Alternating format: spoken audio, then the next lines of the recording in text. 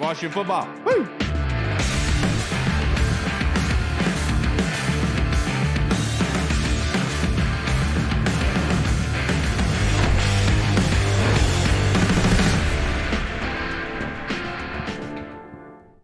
Hello, everybody, and welcome to the Burgundy Zone. I am your host, Kyle, and I am joined by my co-host, Mr. Michael Hall. The Burgundy Zone is brought to you by the Frederick Podcast Network, and you can find out more about the Podcast Network at listenfrederick.com. But we are joined by returning guest, the best and finest from Pro Football Focus, Mr. Tampa Bay Trevor Sikkema. Thank you so much for joining us on this beautiful Monday. Trevor, how are you doing?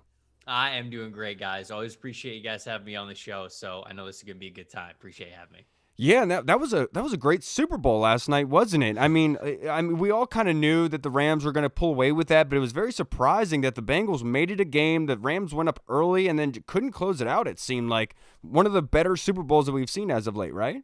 Guys, it boggles my mind that those teams were even there. Like, I don't want to take it. I don't want to take anything away from them because they won the Super Bowl, right? And I that's such a great joy. And there's so many great players. They're so deserving, and the coaches being there. Like, they both had fantastic years. But as that second half was going on, I mean, it came out of the gate. Joe Burrow threw the touchdown to T. Higgins. Like, okay, now we're talking. Then Stafford on the next play throws an interception. Like, here we go, baby. Yes. This game is open up. And then it kind of slowed down a lot in the third and fourth quarters up until the very end. The very end, it became obviously a really great game there within the last, I would say, 4 minutes, that last Rams drive, really. But as I was watching, I was like, man, these teams, like, they couldn't figure it out. They could not figure out the chess game. And, obviously the Bengals offensive line woes reared its ugly head at the worst time. Yep.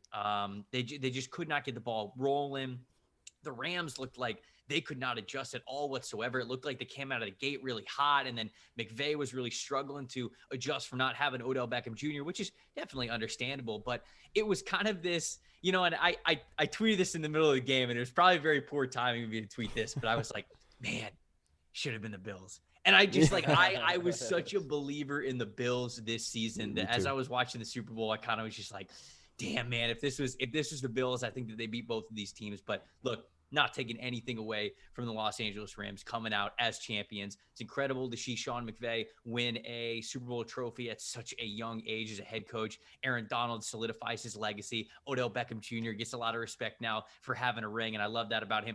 Matthew Stafford, man, got so much crap when he was in Detroit. Can he ever win it? Will they ever do enough for him? Goes to LA, wins the Super Bowl. So a lot of really great storylines, I think, with this Super Bowl. But I don't know how much faith I have in either of these teams to come back next year. So as weird as it is to say, kind of, I hope that they enjoyed where they were, because if to repeat getting back to the Super Bowl, it's going to take a lot from both of these teams. Do you think that this was one of the best wide receiver seasons out of Cooper Kupp? I mean, he was the Triple Crown winner. He won the Offensive Player of the Year and then was Super Bowl MVP.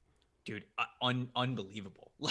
And it's so weird because everyone knew where the ball was going, right? Yeah. They had one drive to go win the Super Bowl. Who are they going to throw to? Odell's hurt. Tyler Higbee's not there. Yep. Robert Woods is long gone. Who are they going to throw the ball to?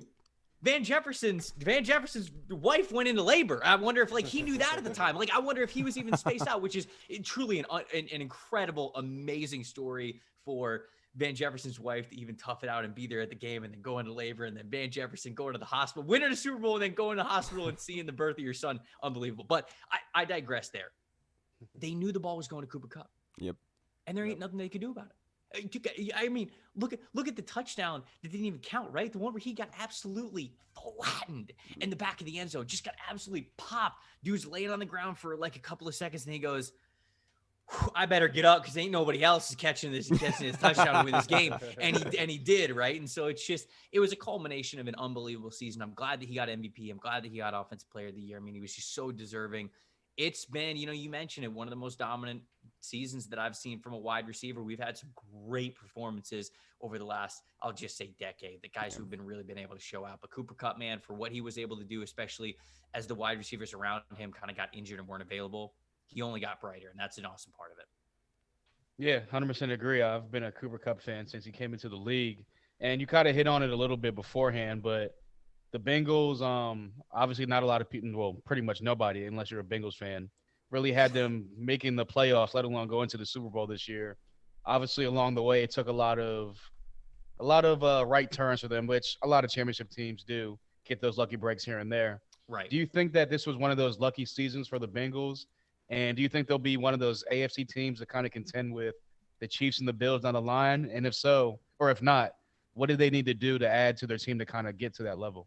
I hate using the word lucky because I feel like it's such a trigger word for people to say that they didn't work hard, right? Right. And that's Right, not right. what I mean when that comes about, right? The defense came together, and NBC highlighted it on Sunday night. Like, it was just a group of guys who have been all around the league who came together, and we're all of a sudden we're wearing the same color and the same jersey, and it worked out and it meshed and they gelled, and that's like extremely commendable, right? Like, that's something that's awesome. That's what defense is all about, coming Right. together as a unit. And really, I mean, outside of Jesse Bates, I mean, I don't really Trey Hendrickson, I guess, but it's not like it's star-studded. It's Right. not like it was with the Rams on the other side of things. And so I thought the defense played well. I thought the offensive weapons are fantastic. Joe Burrow is incredible under pressure, man. He's just, the things that he does are unbelievable. But this is still a team that is still pieces away from being a real serious contender if we're just going to put everybody in a pile, right? I mean, you look at the Chiefs, you look at the Bills, I'd easily pick them over the Bengals going into next year. And I don't mean that to be disrespectful for the Bengals. It's kind of just to say they jumped the shark a little bit. They got I almost just used the word lucky there. They hit things the right way, right? They got the momentum, they capitalized on it, and they were able to get there. But I think everybody would tell you, Chiefs play the Bengals 10 times. How many times they win? 8. Bills play the Bengals. How many times the Bills win? 8.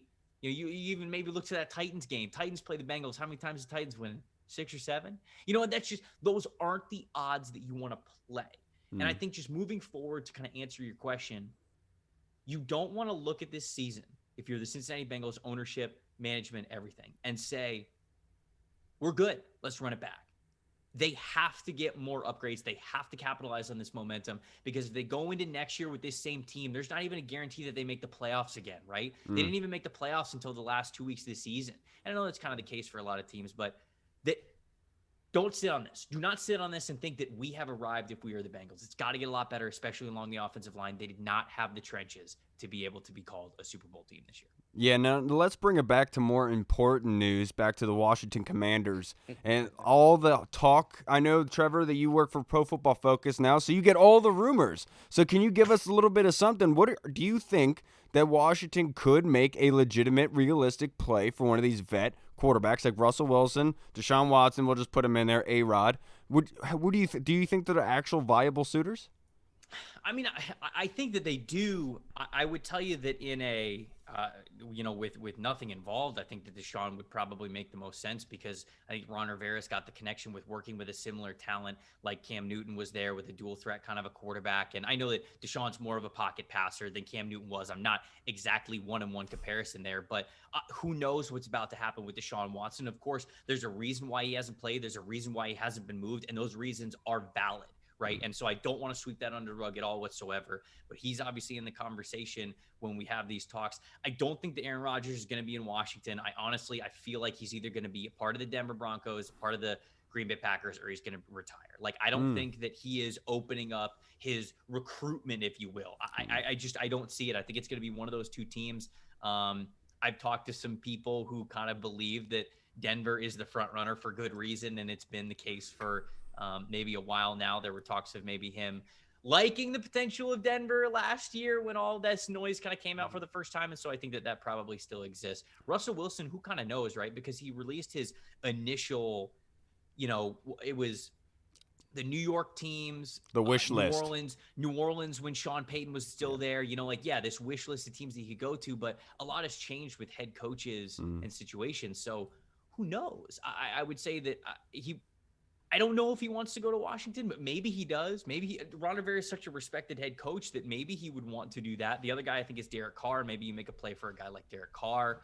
If Derek Carr is disgruntled, if Josh McDaniels wants to go in a different direction, Derek Carr, especially if the defense actually bounces back in Washington, makes Washington a playoff contender. Like I think that they do. You go out and you get yourself a stud wide receiver in the draft or in free agency or whatever you could possibly do. You go get Derek Carr, and like I think Derek Carr is good. So you got Terry McLaurin, you got Antonio Gibson, you've got some guys that you really like there. You throw Derek Carr in the mix, I think that makes you a playoff contender. Now, I don't know if Washington fans want to hear that because they probably want a guy that can win them a Super Bowl, and a lot of people don't think that Derek Carr can win a Super Bowl, but that's kind of neither here nor there. Those Super Bowl quarterbacks, they don't go growing on trees. So I think that those are probably the three, well, including Deshaun Watson, I guess the four that I would bring to the table. Don't think that they're interested in a Kirk Cousins reunion at all whatsoever.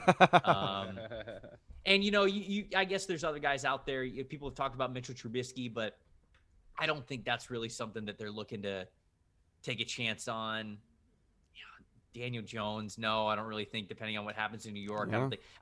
I think that they would probably want to make a bigger splash, and if not, probably take a chance at next year's quarterback class. Who knows with this year's quarterback class, man? I don't know. Look, I'm a draft guy. I love talking about the draft. I don't even know what to tell you about the drafting these quarterbacks because I'll just be honest with you guys. I'm probably not going to even have one single first round grade on a quarterback for this year's class. Wow. I'm really not. But we're getting 3 or 4 of them in the first round. Yeah. We know that's going to happen. It's just the way that the NFL is. So who knows? Maybe you take a chance on a guy with a higher ceiling. Maybe he pans out for you, but it's a weird situation to need a quarterback. Yes. Right here. Yeah, definitely. I definitely want them to try to swing big and get one of these top tier, like big name guys. But Sure. if they don't do that, I guess they're going to possibly go the draft route, maybe sign one of those bridge guys and pair him with a rookie. A guy that I was not so high on in the beginning, but I guess would say kind of opened my eyes a tad bit at the Senior Bowl would be Desmond Ridder. What are your kind of thoughts on him going into? What were your thoughts on him going into the Senior Bowl, and what were they coming out of it? There's a lot of things that Desmond Ridder does really well. I think that you look at over the last 2 years, how he has been the leader at that position and how he has improved so much for a team that is, I don't want to say overachieved, just done great things is the better way to say it. Contending for the college football playoff and then making the college football playoff, I think means a lot. Now he's had Alec Pierce, but it's not like he's had these phenomenal wide receivers to throw to. And instead, I think he's steadily improved all the time. His processing is great. I think he knows how to read the field, read defenses really well. His mechanics are really clean. There's not a lot that you need to clean up with him going to the pro level. He gives you that mobility. He's a bigger bodied guy. He's got a bigger arm to him. The issues with Ridder are general accuracy, which we saw the year prior. And then this past year, there were just like those moments where it's a touch pass or it's something. And it's just like, why is that not on target? How is that? Like, I've seen you hit that throw before many times even. And he just has these little accuracy blips, I will say, to him that really, I don't want to say really worry me because I don't know if it's that strong, but like, I'll just give you guys a peer into how I approach scouting with the quarterback position. Touch is really important to me. Touch on passes. And that's kind of when you almost are playing a little bit backyard football, right? Yep. When things aren't as perfect as they need to be, when you maybe can't step into a throw exactly the way that you need to, when you need to float it underneath a wheel route, when you're escaping the pocket and you're on the run, right? Can you put the necessary speed yet accuracy and timing onto a pass to get it there? The great ones do. The first round quarterbacks, the franchise quarterbacks, they can. And when you don't have touch, it worries me because it's not a guarantee that it can get better. You can get better at accuracy because either your offensive coordinator could maybe manufacture some good completions for you, or you could just hammer out a rep in practice so many times where the ball's getting exactly where it needs to go and you can hit that when the timing is right. But when things break on you a little bit and you need to get to that natural ability, sometimes it's tough. And that's the big question mark for me with Desmond Ridder. Is that natural ability an issue? Because I saw it more times than I was comfortable with. He does a lot of things really well, but that touch is something that I'm keeping my eye on, especially when the game only gets faster at the NFL level. A lot of stuff he does well, but that's what I'm looking at with Desmond Ridder. My man Trevor, just right on par, man. That's what I'm talking about, baby. Now, my next question, well, to wrap this up, I wanted to ask you, because I have 2 more questions for you. Mm-hmm. Terry McLaurin, he's coming up to his contract year. We've been talking about extending him. We want it to get done. There's been some hesitancy from the club on it. How much would Terry command in that contract extension, just based on where he is in the league and how the top 10 wide receiver contract roll out? Yeah, I mean, shoot, I don't have the numbers off the top of my head, but people argue, is Terry McLaurin a top 10 wide receiver, right? We see that argument all the time. When the contract number come around, he's going to get paid like a top 10 wide receiver. Somebody's going to pay him like a top 10 wide receiver. And it makes a lot of sense, man. When he's out there and he's healthy, he's one of the best in football. He's a big time difference maker. And especially when you look at what Washington has going on, it will mean a lot. Not that they want to lose McLaurin regardless, right? But if they go get a younger quarterback, they better not freaking lose McLaurin, right? They better not freaking lose these guys, because the only way that you really understand whether a younger guy is the man of the future or not is you do have to surround him with weapons. You have a responsibility, not just when you draft them high, but also building around them. A lot of people think that that's just his offensive line, but it also goes to the offensive weapons too. So I think there are a couple offensive weapons away. And let's say they draft a Desmond Ridder, a Malik Willis, something like that, right? They're not only going to need Terry McLaurin, they're going to need somebody else too. Either a free agent that they try to go to get, another wide receiver stud that they're going to draft decently high, either this year or next year, something. And you cannot certainly lose McLaurin in that regard. So if you're going out and getting a veteran, you're obviously trying to compete, so you can't lose Terry McLaurin. And if you go out and get a young guy, you're trying to develop him, you're trying to see what you have in him, and you're obviously not losing Terry McLaurin. So he has a lot of negotiating power right now. And so I think that whether it's in Washington or somewhere else, he will get paid like a top 10 wide receiver. Yeah, and I had a question I was going to ask you about the draft, but screw it, Trevor. I'm going to finish this up with a generalized question. You probably have a terrible answer for us, but you work for PFF now, more of a national scale kind of thing. How do you guys feel, and what's been the interaction about the new commander's name and the uniforms? I think that a lot of people really wanted Red Wolves, like myself included. Like I have no idea whether or not that was possible, whether it was a thing, but like I saw a fan mock-up of like the W logo and then like the claws through it, and I was just like, oh, that's kind of cool, and I love that. So I don't know, man. I thought about Red Wolves. I thought that was a pretty good name. Obviously they don't go with Red Wolves. I don't hate Commanders. I think Commanders is fine. And you know what, the general belief within people with PFF, as I've talked to people about it, if you released any name, people would think it's stupid. Yes, right. Thank you. If you released Buccaneers, people would think it's stupid. If you released Packers, people would think that it's obviously stupid. The Browns, stupid. Cowboys, oh, okay, great. Texas team, Cowboys, cool. Heck, the Houston Texans being called the Texans, right? And it's just like, it's either something that a high school already has, or it's cheesy, or it's something. And so, you know what? I liked the jerseys that they released. I thought that they were actually pretty slick. I wish the white ones weren't like that. I don't know how to explain it. I wish the numbers were just burgundy, like just red, because if they were, I think it'd be clean as man. Like, I think that it would be sick. I think the black one looks a little like the Pittsburgh Steelers, so I'm not as big on that one, but it does look sick. I love to see it on the field. So I don't know, man. They could have done a lot worse. Commanders, okay, it's not really making a big splash, but honestly, dude, they could do a lot worse. My man, Trevor. And the one thing I know, the Colonel, my father-in-law, had the same type of reaction to the black jerseys. I told him it's just an alternate, just for night games and big situations and stuff. And so you're not trying to be the Steelers, but you're bringing that kind of aspect and energy with you to the night game, which is so poorly needed. Trevor, I can't thank you enough for coming on here and joining us again, sir, and talking football. Dude, you're awesome.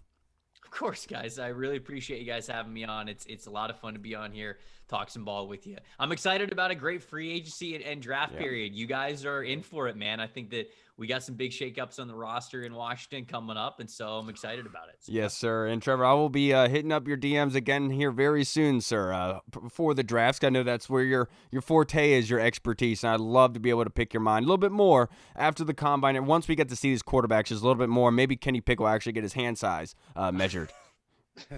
Maybe. We will see. We will see then, but I'm looking forward to it, man. All right, Trevor. You have a good night, sir. Be safe. Appreciate it, man. All right. All right, everybody. We just spoke with the man, Mr. Trevor Sikkema. I love talking to that guy. Yeah, I mean, he's right, though. I mean, who wins the offseason better than Washington? And we're right in the beginning of the offseason, so hopefully Washington has some type of big move coming up very, very soon. Yeah, you're right about that. Now, let's move on to our fan questions, and we got to go to the Colonel for this first one. He says this is an offbeat topic, Hall. He says he knows, but no one else has asked it yet this year. Was it worth it for us to draft a long snapper seriously? He's got a point. He does have a good point. I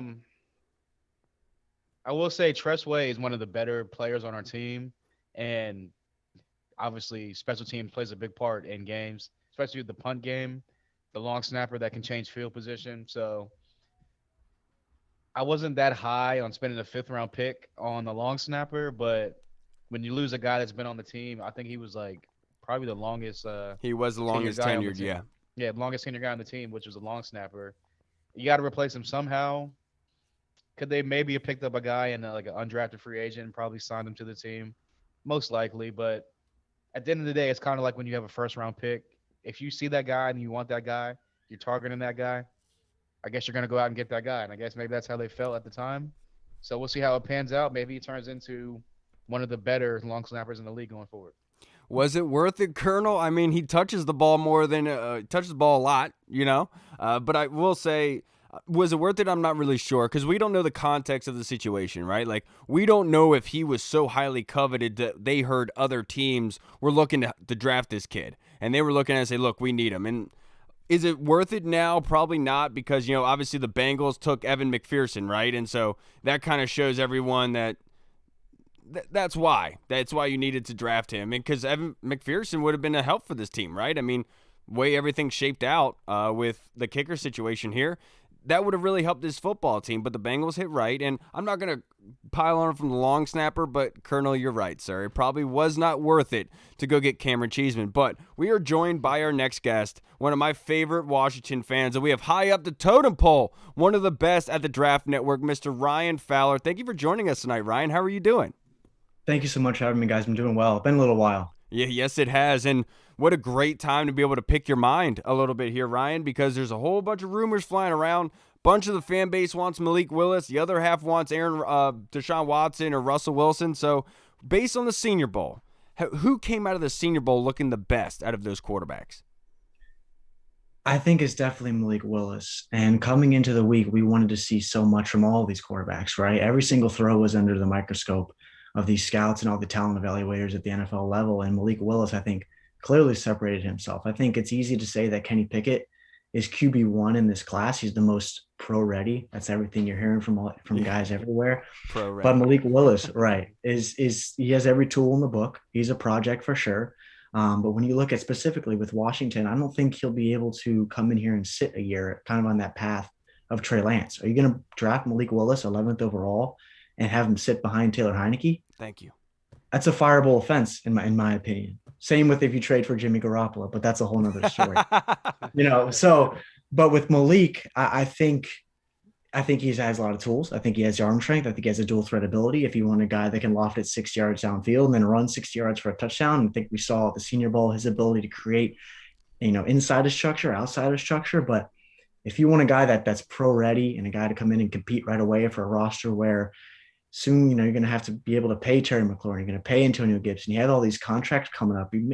The best route probably, in my opinion, actually just wrote about this on a piece for the Draft Network that'll come out tomorrow, but it's going to be have to trade for a quarterback, whether that's Rodgers, whether that's Russell Wilson or Deshaun Watson. I think that's the clear route for Ron Rivera and company for them to realize their window for success moving into next year. Really? So you believe the best case scenario for Washington is only trading for one of these vet quarterbacks? I do. Yes, wow. I do. Yeah, and then everything again, everything that I've heard coming out of Ashburn is that they're not high on this QB class, and I don't see them reaching at all for a guy at 11. Okay. I don't. Yeah, right there with you. I think the vet route is definitely the best route if they want to at least get instant success, especially for a guy like Ron Rivera, who honestly might need some instant success going into year 3. Yep. And sticking with the offensive side of the ball. Obviously, you mentioned Terry McLaurin. He's our top weapon on the offensive side of the ball. And with the NFL being a really pretty much offensive dominant league right now, do you see them maybe targeting a wide receiver in the first 2 to 3 rounds? Because obviously you got like Terry McLaurin, you have Curtis Samuel if he can get healthy coming back, and you got Logan Thomas. But I just feel like they need that number 2 wide receiver to kind of pair with Terry. Yeah, I think the NFL is a what have you done for me lately league. And when you look at Curtis Samuel, you look at De'Ami Brown, what have you done for me lately? It's been nothing.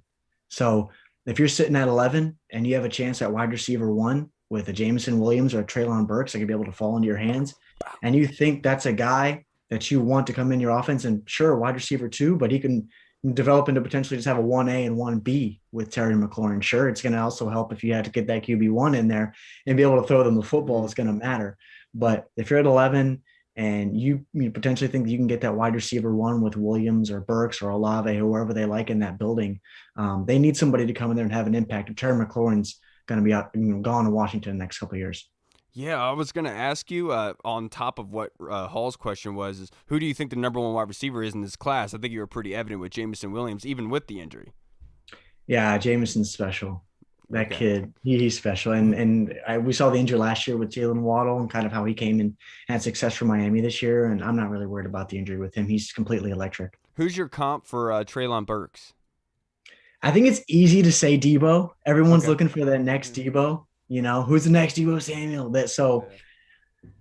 As a comp, I think it's not hard to say Debo just because he has that thick frame and ability to do everything. I think that wherever Treylon goes, he's going to be able to work in the backfield, work in the slot, work out wide at X. He's going to do a lot of things for you in an offensive standpoint. So I think the easiest comparison would be Debo, even though I don't want to be that guy that always says, who's the next Debo? Oh, it's Treylon Burks. Debo's his own individual beast.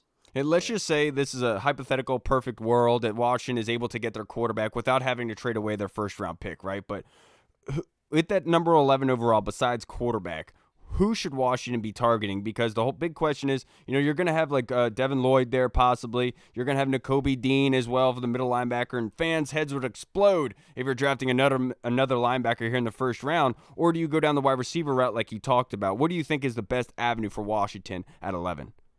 I don't think they go linebacker at 11. Okay. I thought for a long time before they re-signed Leno that it was going to be tackle. Okay. So kind of that Trevor Penning route, that Charles Cross route was a popular pick.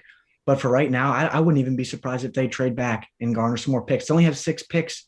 Love that idea, Ryan. They need more selections. They need more talent on both sides of the ball. I think we saw that this year with the first place schedule. They need that.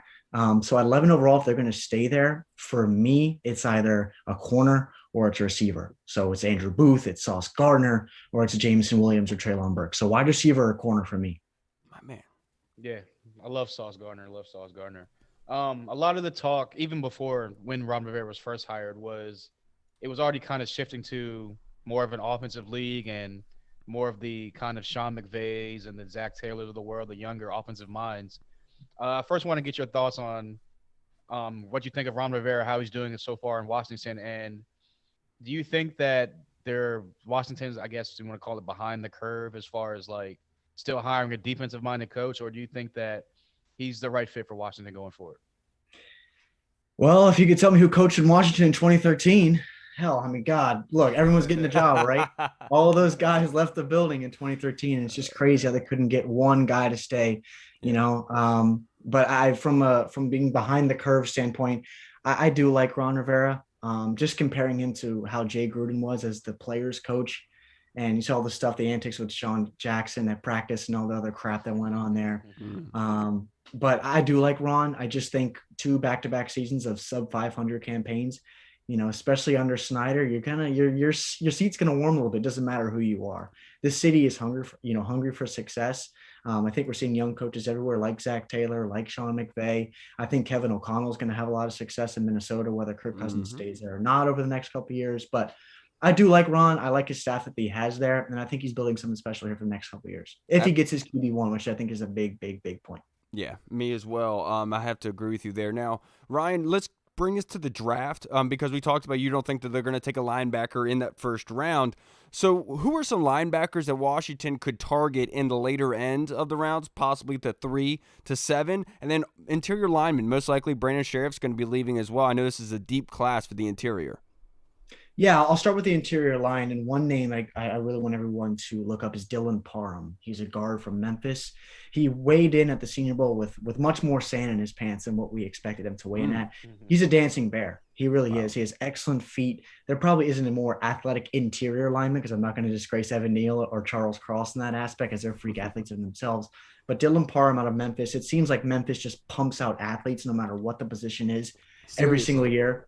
We've seen it with Antonio Gibson, we've seen it with Kenneth Gainwell, but Dylan Parham's now on the interior offensive line, and he's excellent in the run game. He can move vertically. He can seal guys inside and out. He has excellent pass sets. But also, and for me as well, guys, with guard, I think Wes Schweitzer is going to do an excellent job if he steps in for Brandon Scherff. If they fail to add someone, whether it's guard or whether it's center. Another interior name, probably a 6th or 7th rounder, is Brock Hoffman, Virginia Tech kid, who I'm very, very high on. Kind of a small school name. Probably people watch out there. Who the heck is Brock Hoffman? Just look up his tape. Very, very clean feet, heavy hands. We need someone that kind of has more pop than Keith Ishmael. We saw how big a loss once Chase Roulier went out, who's a special talent in himself. Yep. They need more depth at center. So defensive side of the ball for linebacker, man, I love this linebacker class. Senior Bowl was loaded with them. Chad Muma out of Wyoming and JoJo Doman, the kid out of Nebraska. I'll start with Muma. He's going to be the guy that probably have 105, 110 tackles every single year. You want a guy in the nucleus of your defense to be a leader, provide pop in the run, be able to cover, and just be that figure in the middle of a defense that provides an identity. That's Chad Muma. He's received a lot of comparisons from Leighton Vander Esch with Dallas. And then with JoJo Doman, he's just kind of this hybrid safety linebacker. I think of him as Landon Collins out of Alabama, just a little bit more souped up.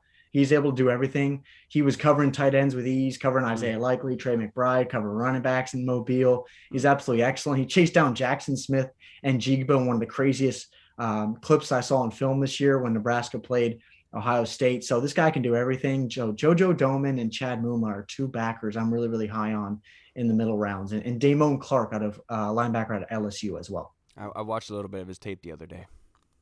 How'd you like it? It was, I liked it. He just gets swallowed up a little bit too much, over pursues the holes and the gaps, and gets swallowed up a little bit at times, but the kid is crazy athletic, and he's a powerful tackler. Yeah. Yeah, and sticking with that defensive side of the ball, obviously Washington has Cam Curl. They drafted him, 2 years now ago? 2 years ago. In the 7th round, I believe. Mm-hmm. And obviously he's becoming a rising star of the Washington and throughout the NFL. It seems like they've been trying to get that free safety position nailed down ever since Sean Taylor passed away. Who are some safeties in this draft that Washington might be targeting coming up?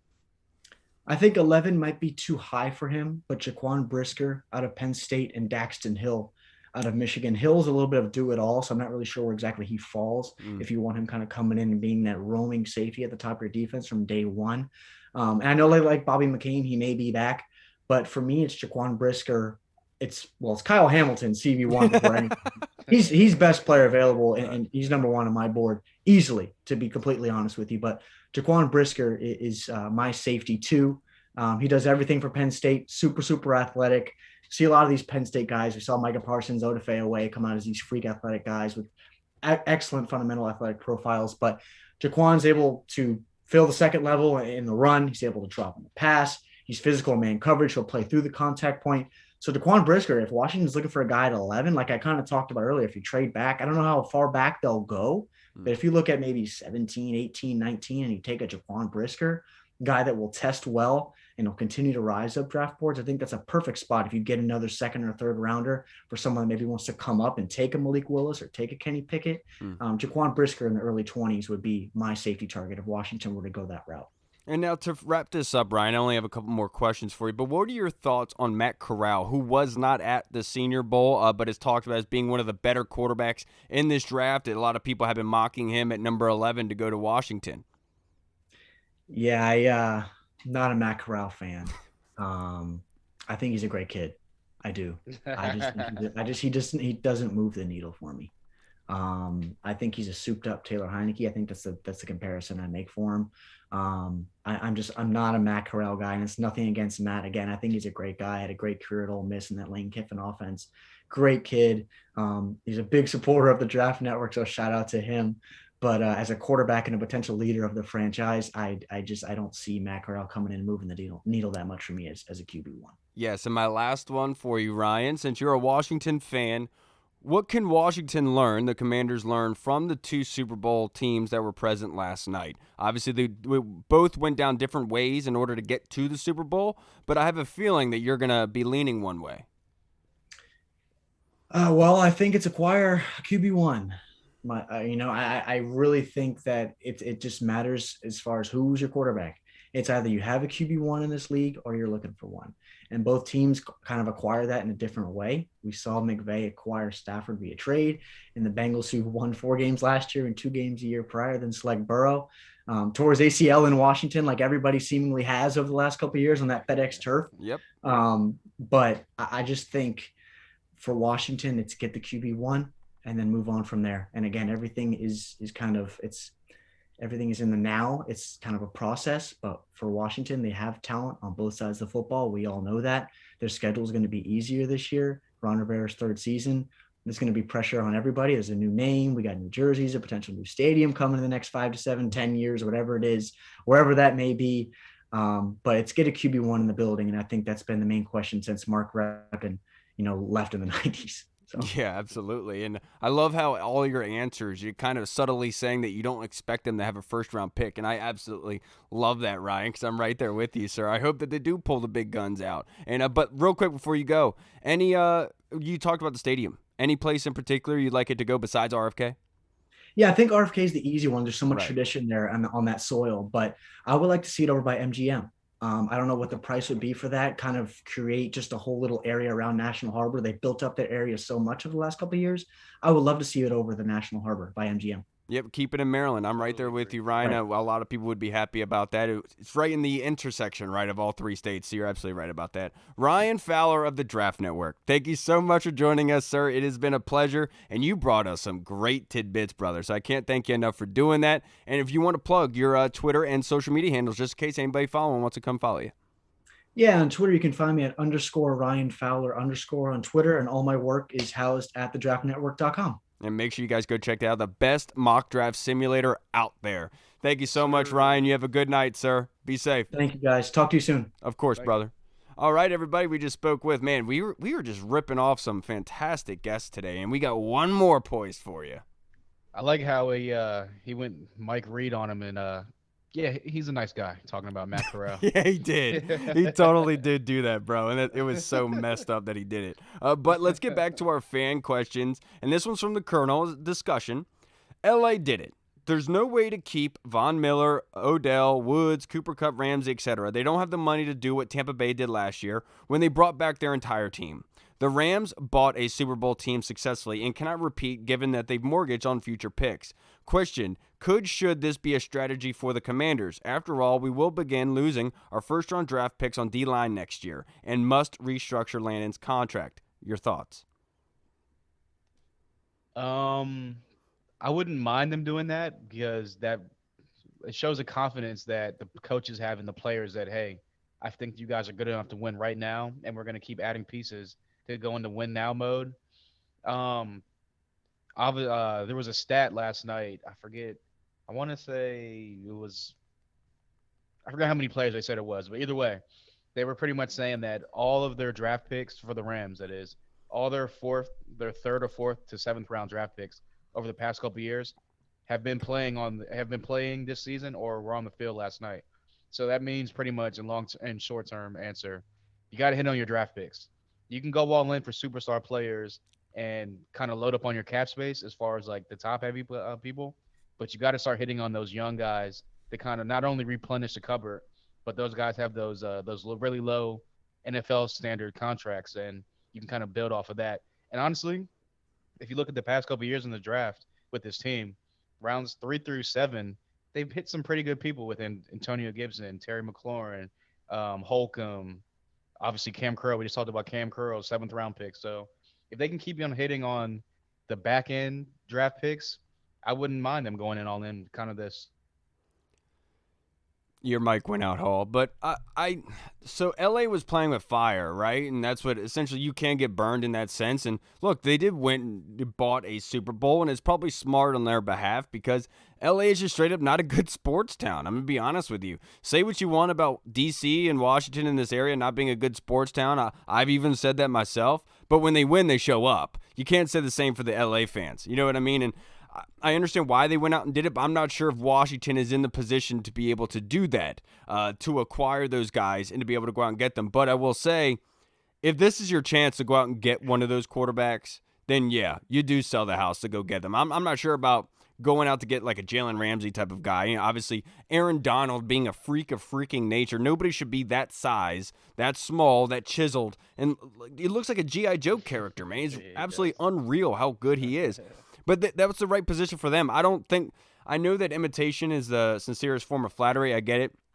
But I don't think that's the way that we need to go down this path. I think there's a path for the Washington Commanders, and they have to be able to stick to that and allow whatever comes to you. Now, if it is one of those quarterbacks, it's a hefty price tag. You make sure you do diligence. And I've said this, you put down the positives and negatives of that move.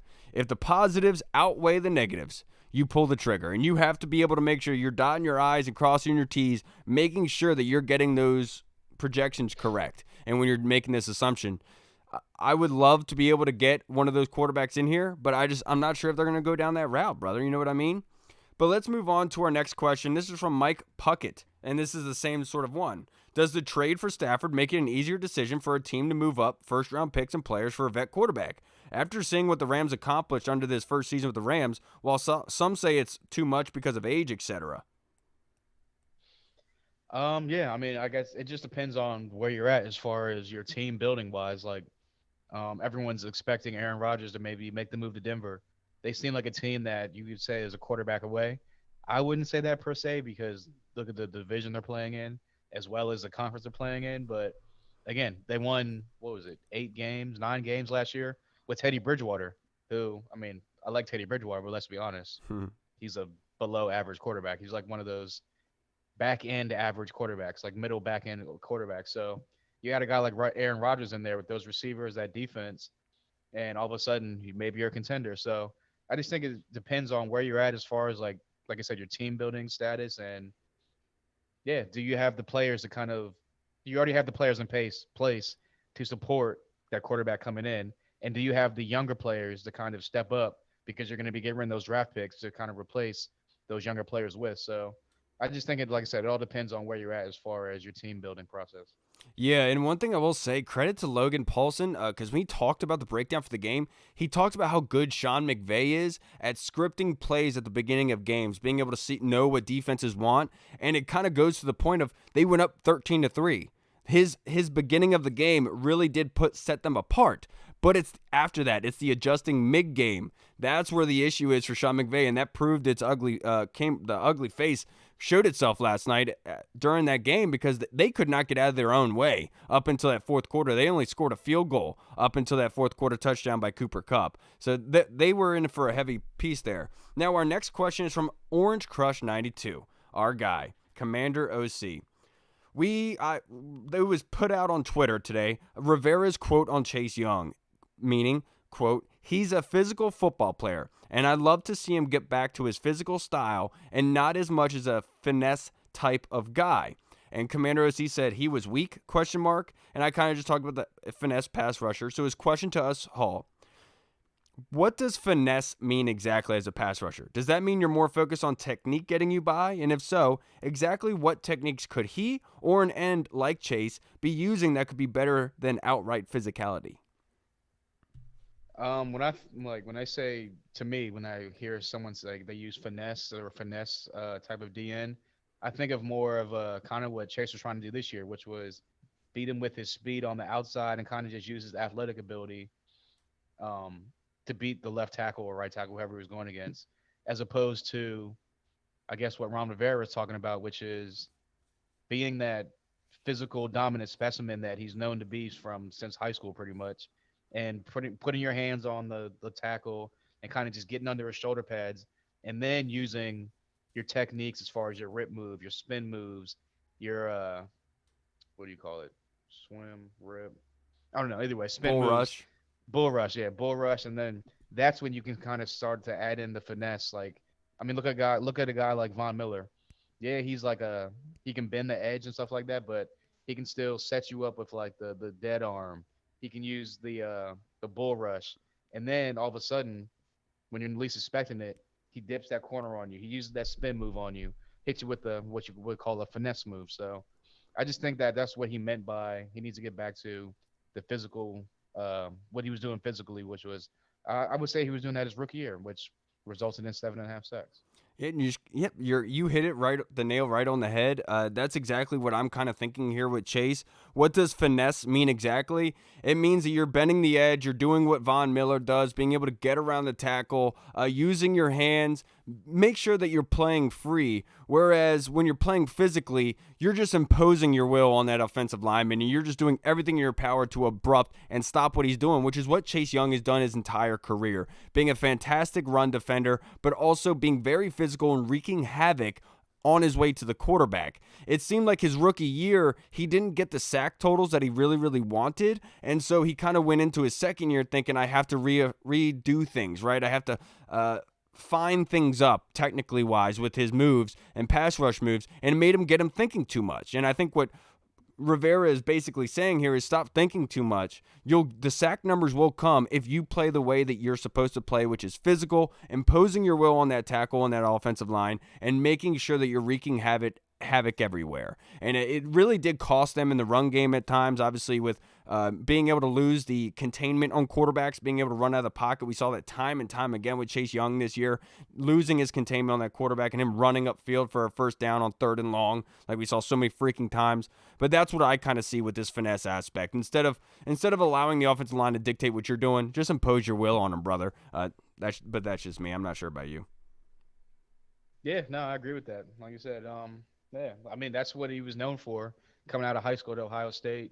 You saw it at Ohio State all the time. How many times did you see him bull rush somebody? How many times did you see him just get underneath the left tackle's pads and just kind of drive him back and then make his move towards the quarterback? And I definitely think if he gets back to that, he can be up for the comeback player of the year next year. Absolutely. Now our next question is from Scott Hartley in the UK. Oi! Oi! So now the season is over. What are you most looking forward to with your downtime? Oh, that's a good question. Toad venom on there? Yeah, a little bit of toad venom. That's definitely in the plans. No, I'm definitely looking forward to free agency. I love free agency. I know like the past couple of years, I got like the early signing period, so I kind of take some of the surprises away in free agency. But I mean, I love free agency, especially for Washington, because it seems like they're always in the mix for some type of big name guy at whatever big name position it is. And obviously the draft, we know we're going to probably start doing our college player breakdowns in the next like month or so. We got that coming up. But yeah, I don't really look at it as downtime. I just look at it as ramp up time. Honestly. Ramp up time, exactly. Yeah, what is my man E.T. Eric Thomas, a motivational speaker? He loves to bring up the Emmitt Smith quote about how some men work harder in preseason than others, and in the offseason than others. And it's such a great quote talking about basically some dudes are at home chilling and some guys are working the entire time. And that's how I'm looking at this, man. I'm really looking forward to Scott breaking down these draft prospects, being able to look at these guys. And you're trying to learn as an evaluator, right? Because you look at these guys on film and you see all their positives. You see how well they do. But it's hard to be able to put them on the football field in the pros in your mind, imagining and seeing what they can do with that talent at that level under these coaches and what they're being told what to do. And so you're trying to grow in that aspect, and that's what I'm really excited about, and being able to see these prospects, trying to see what they can project and do in the pros. And that's probably the most thing that I'm looking forward to, besides talking to you, Scott, on here and possibly going over and celebrating with you guys at the draft. We haven't really made that public yet, but hopefully that'll go down the pipeline here soon. But yes, sir. Scott's next question, Hall. After the Super Bowl last night, how long do you think it will take before we see the Commanders in the Super Bowl? Wow. Well, honestly, the question all depends on what they do at the quarterback position. If obviously quarterback one is a huge topic around this team this offseason, so if they can land their QB1, maybe add another offensive weapon, a la the Bengals, then I would give it, especially in the NFC, which honestly is the weaker conference right now. You've got kind of the old guard QBs like Tom Brady, who's in the NFC right now. Aaron Rodgers has been in the NFC his whole career. I'm not going to say Aaron Rodgers on the way out, but he's definitely on the back nine of his career. So you got guys like that on the way out. So I would give it, if they can get a QB1 and another big-time weapon, I'd give it 3 to 5 years, honestly. And now we are joined by our last and final guest. We saved the best for last. Mr. Jeff Miles from our Discord chat server. Everyone knows him for all of his designs. Jeff, it's a pleasure to finally speak with you, brother. How you doing? What's up, y'all? Just happy to be here, man. My man. Finally. Yes, of course. And I have to ask you a question that we just asked Hall, is from Scott Hartley. Asked how long, because we watched the Super Bowl last night, how many years, how long do you think it's going to take before we see the Commanders in the Super Bowl? Ooh. Realistically, I mean, Joe Burrow, they can get there in 2 years. If we get a right quarterback in and if everything falls right, I'd say 4 years. If everything falls right, I don't know. I've been hoping for 30 years, basically. So. No, Jeff, that's funny because I was going to say, me and my buddy Hizzer, we had this conversation, I think, back in 2010, and we were kind of talking at that time. We're like, dude, how, like, 2011 maybe, or 2012. We were talking, like, when they could be in the Super Bowl. We're like, yeah, dude, they're 2 or 3 years away. So, Scott, I am really hesitant about making this declaration right here because I am not sure, dude. You have no idea what's going to happen in the NFL. I mean, after 2012, none of us would have sat here and said that Mike Shanahan would be leaving this team. We thought that they'd be in the Super Bowl in the next following years. So much can happen in a short period of time, and especially being here in Washington, when you have hope, it gets ripped out of your heart really, really freaking fast, dude. So you got to judge everything for its face and where it is right in front of you. But I want to get to our next question, and this is from Big Tony Shivers, Jeff. If Washington had been able to trade for Matthew Stafford, what do you think the season record would have been? 10 wins, maybe 11. If we can get to 7 with Taylor, I said this in the Discord, man. Everybody keeps shitting on Taylor. For his first year starting, I'm proud of him. For a person who's been in the league for 8 years, it sucks. But his first year starting, it's great. But we have Matthew Stafford. We have to assume Logan Thomas still goes down. We have to assume J.D. McKissick still goes down. Chase Young, yeah. Chase Young, Sweat has, his stuff going on. 10, 11 wins, and hopefully a win in the playoffs. I'm a realistic person, man. I'm not out here, with those whack Cowboys fans saying, Super Bowl all the way, No, I say 11. I say 11 wins and win the division, maybe 1 win in the playoffs, and then tank. Yeah, dude, I'm not sure, man, because if they would have traded for Matthew Stafford, that would have meant they wouldn't have gotten Jamin Davis. And, dude, I think that would have knocked them down a couple of wins. I think they would have gotten 5 or 6. No, I'm kidding. They would have been a lot better, obviously, with the quarterback position. But to your point, Jeff, I think you were so right about Taylor Heinicke. The big question about Taylor was him being able to stay healthy. He even brought it up when they re-signed him. He was like, I'm in the weight room, I'm getting bulkier, I'm getting bigger. I got to be able to, keep myself safe. And he did that for all the games, essentially, except for COVID took him out for 1 game. So I think Taylor. Not to mention your point, if we don't have that first round, we don't get Jamin Davis. Maybe we're looking for a linebacker in round 2, round 3. Maybe we get Jeremiah Owusu-Koramoah. That's a solid who knows point. What could happen. You're right. You're absolutely right about that. But how long is it going to take them? I'm not sure. And with the season record, I'll say 11. Okay, lucky number 11. I'll say 11 wins. What about you, Hall? Yeah, like you said, like Jeff said, we won 7 with Taylor. I can honestly say Taylor probably lost us 2 games. So I would probably give us around 10 wins, maybe 11 win if you can pull out one of those random Washington wins that they get every year against a team they shouldn't beat. So, I'd probably go 10-11 range and probably get bounced out the first round of the playoffs, maybe get a playoff win and get bounced out in the second round. But I'm not going to say we were going to be on the Rams level, like, we would have went to the Super Bowl. Right. That would have been us with the confetti on us. Like, no. That would not have been us, but dude, they had to make a whole they had to make a whole bunch of trades in mid-season to be able to supplement that roster. I mean, they even had to pick up Eric Weddle off the street to come play for them, to come play safety. So they had a lot. He laid down a whopper yesterday too. Yes, he did. Yeah. He did well yesterday. Must be nice to just play like 3 games and get a Super Bowl trophy. And I will say this: if we would have had Matt Stafford, he probably wouldn't have beat Tom Brady because Taylor Heinicke is Tom Brady's kryptonite, baby. But also if Matthew Stafford's in the red zone 4 times against the Packers, who knows what happens? Hey, that's a good, solid point. Good point. Damn you, Jeff, and your logic. Now, our next question is from Yam Starch in our Discord chat server. With quarterback protection also being evidence of as importance for a top-tier quarterback, do you feel it is better to have a more mobile quarterback overall, or more so a true pocket passer with a stout O-line haul? I'm gonna go a hybrid answer. I'm gonna go. You need a pocket passer that can also use his legs, a la a guy like Deshaun Watson, who obviously he can drop back. He can take a 3-step drop, 5-step drop, 7-step drop. He can win from the pocket easily. He's putting up great numbers from the pocket, but he can also get outside the pocket. He can extend plays. He can run for a couple hundred yards in the season if need be. He can run the read option if need be. So I would definitely go. It's more for me personally. I like a guy that can win from the pocket as opposed to a guy that can just kind of live mobile. His legs are his best asset, I guess. Yeah, basically you're using the two extremes, either like a Peyton Manning statue in the pocket, or you're looking like a Lamar Jackson as predominantly just running the football, right? And I think we can call a spade here. But I do think I would much rather go with the offensive line and having that built better, Yam Starch, and because running the football is so important for the quarterback position.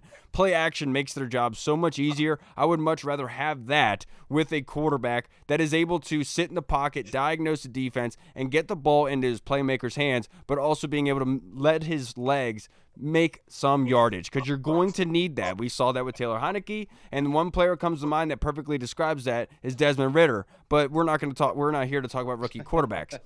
Jeff Miles, what do you think about that? I mean, easy answer. Give me a Josh Allen, right? Like, yeah. Somebody who can move and give me the arm. So that hopefully doesn't matter. But hey, I was kind of all over the Cincinnati saying, oh man, they should have went Panay. They should have went Panay Sewell. And, they went Chase and it worked out for them. I think we got a good enough line that we can survive, if we focus more on a mobile quarterback right now. That gives us that option, especially with running backs getting hurt, how our running backs get hurt, and how our offensive weapons go down, So we need a quarterback that can run around. And that's what I was a little excited with Taylor. I was just a little bit, give him a chance. So give me Russ, and I'll be good. My man. Hey, Kyler. I don't know if y'all talked about this before I got on. Give me a Kyler. I don't know, dude. Kyler at this point, what is he asking? Like $50 million per season? He's asking from the Arizona Cardinals. Him. I know. Pay him. They're going to. I actually had this conversation earlier with Red Hawks on Twitter, and I was like, I'm more interested in D-Hop. I know he's older. I know he's probably maybe past his prime, but with D-Hop, you can use that age to your advantage where you don't have to give up as much, but you're getting somebody who is an obvious number one. Terry can work as number two, Curtis number three, making the quarterback's job a lot easier. In that case, you can bring in a rookie quarterback with your second-round pick, whatever have you.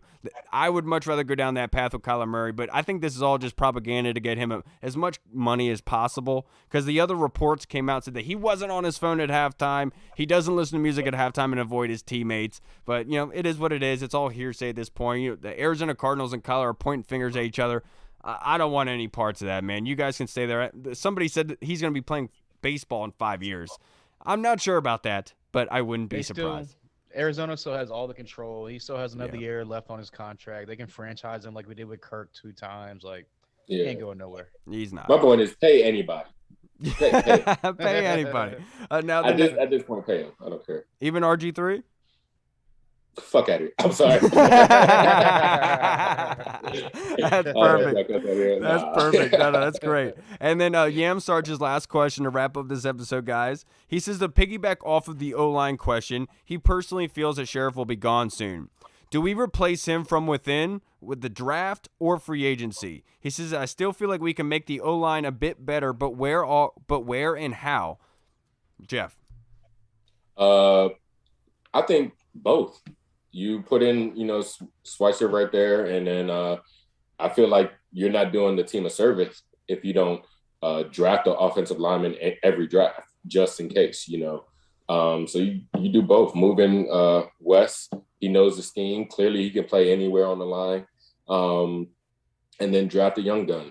I'd say maybe I don't even know what picks we got. Maybe a 3rd, 4th rounder. Yeah. why I'm not? right there. I'm right there with you. And we had Ryan Fowler on earlier, and he talked about Brock Hoffman from Virginia Tech, which is the guy that I almost take in every mock draft that I do. I think that'd be perfect for what they That's need to 'cause plug you're in a there. VTech fan. I know, but we also, I think people were forgetting about Sadiq Charles. I think Sadiq Charles, I know that he was the 6th offensive lineman this year, used as the jumbo package, the extra tight end on those lines, and he has a lot to grow, obviously, but I think that he is somebody who could back up Wes Schweitzer possibly at that right guard. But I would much rather go through the draft. This is an interior offensive line heavy draft. I would like to go down that route, save our money for a Terry McLaurin extension or another playmaker in free agency or linebacker like Devondre Campbell from the Packers who's going to be coming available. So I would much rather go through the draft and then supplement that with Wes Schweitzer and Sadiq Charles. Yeah, I'm with you guys. I think what everyone says Wes, and he's shown that he can prove it. But Wes Schweitzer can step in and definitely fill that role and be that guy to be the starting lineman at on the right guard. Mm-hmm. I definitely think What? Scherff. I was gonna say Scherff. I definitely think that Scherff is gonna go to the Bengals. I had a brain fart for a second. My bad. You think he's going to go to the Bengals? I definitely think if he could sign with the Bengals this offseason, they would probably have no problem paying him. They need offensive line help, as you can see from the Super Bowl. But yeah, I definitely think Schweitzer can step in. Definitely got to build through the draft as well with that position, like 3rd, 4th, 5th round, something around there.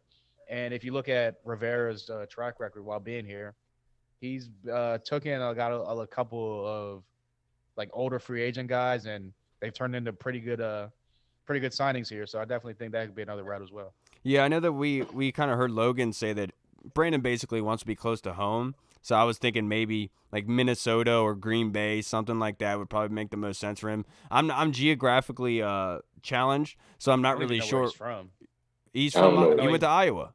I know he went to Iowa, but I didn't know if he was like from there. He could have just went there. Like, I mean, just look at Brandon Scherff. He looks like he's from Iowa. Okay, let's just be honest. I love you, Brandon, but I'm just saying, look like you're from Iowa, dude. There's nothing wrong with it. Nothing wrong with it at all. Love America.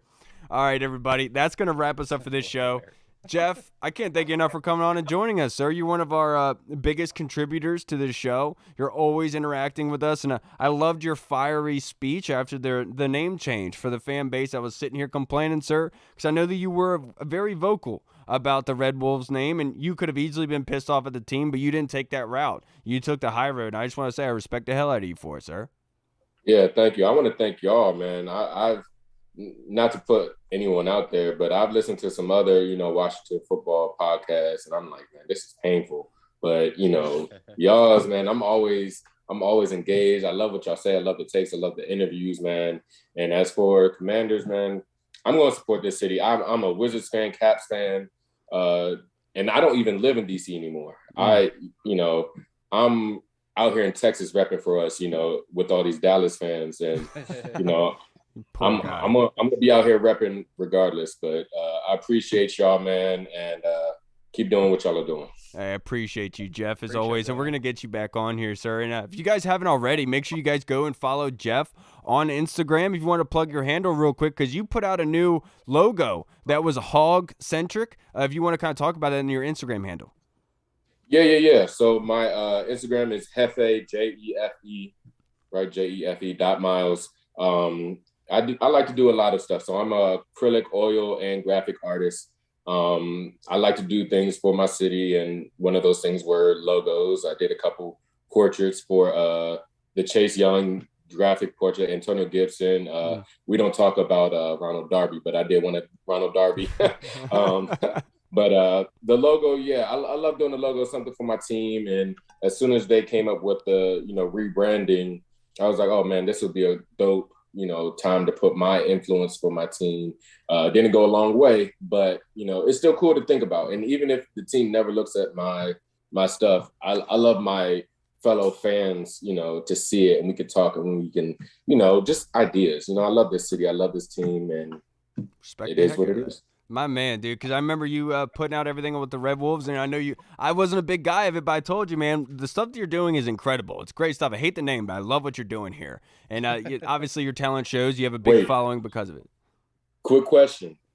Now that you know what the name is, what the uniform is, would you take Red Wolves now with the different uniform pattern?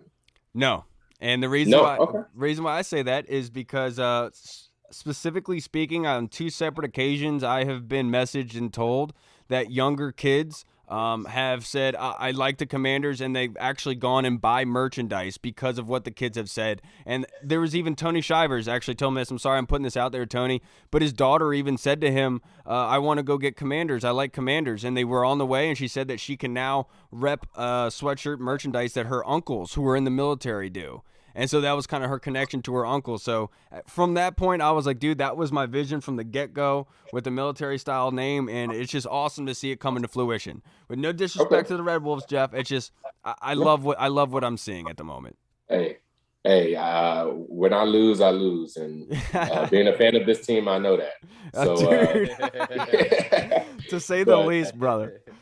But when we win, it's going to be great. And when we win as the Commanders, it's going to be great. Like, I think it was Hall that said it a couple weeks ago, man, winning cures everything. And it's true. You know, that's really all that matters. Hey, we get Russ in that black jersey. It don't matter. It does not matter at all, Jeff. I agree with you. Yeah. All right, everybody. That's going to wrap us up for this show. I'm Kyle. I'm Hall. And we'll see you guys on Friday. Thank you for joining us, Hefe. We'll see you guys then. Stay safe. Washington football. Woo! Hey, what's up, everybody? It's Kyle. I just wanted to say thank you so much for watching. And if you liked what you saw, make sure you hit the subscribe button and the notification bell. That way you get notified when anything new is uploaded to the channel. Also, we just launched theburgundyzone.com. You can go there and find all of our latest news, articles, and the latest episodes that are uploaded. Again, we also have the Discord chat server, where all of our VIP folks are in, like Andy Burrows, Scott Hartley, Sergio Martin is in there as well. Don't miss out on the Discord chat server. Go and check that out. Until next time, everybody, Washington football. Woo!